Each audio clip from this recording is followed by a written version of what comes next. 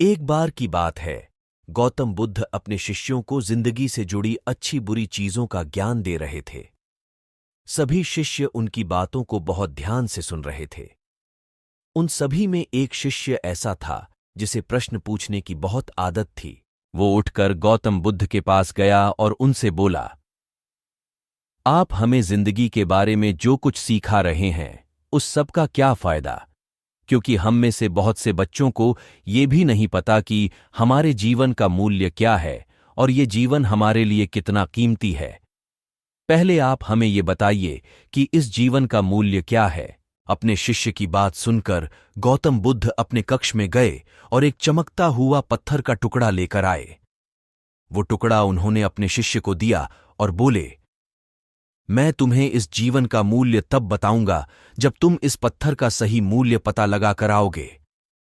साथ ही ये ध्यान रखना कि तुम्हें ये पत्थर का टुकड़ा किसी को बेचना नहीं है। गौतम बुद्ध की बात मानकर वो शिष्य बाजार की तरफ चला गया। बाजार में सबसे पहले उसकी नजर एक फल बेचने वाले पर पड़ी और उसने वो पत्थर उस फल वाले को दिखाया और बोला, इस पत्थर के बदले आप मुझे कितने फल दे सकते हो? फल वाला बोला, ये पत्थर कुछ खास तो नहीं है, लेकिन फिर भी इसके बदले में तुम्हें 10 केले दे सकता हूं।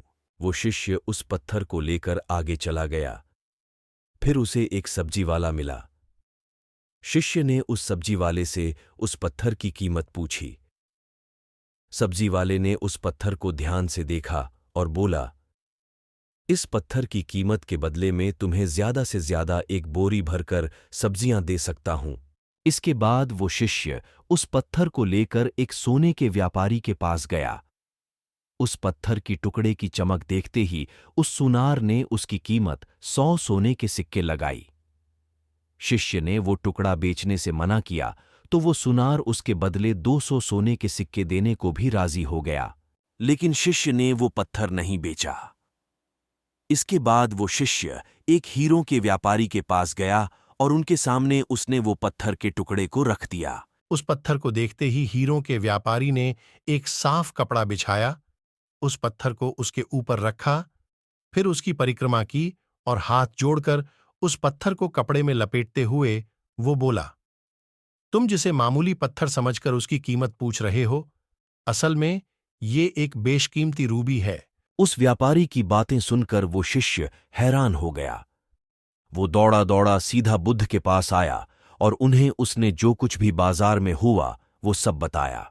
उसकी अचरज भरी बातें सुनकर गौतम बुद्ध बोले, तुम्हारे सवाल का जवाब इस रूबी की कीमत में ही छिपा है। हमारा जीवन भी एक रूबी है, रूबी की तरह ये भी बेशकीमती है, लेकिन हम इस बात को हमेशा नजरअंदाज करते हैं और अपने जीवन का मूल्य नहीं समझते। हम दूसरों को देखकर और उनके जैसा जीवन जीने की कोशिश में अपने जीवन की कीमत को कम कर देते हैं।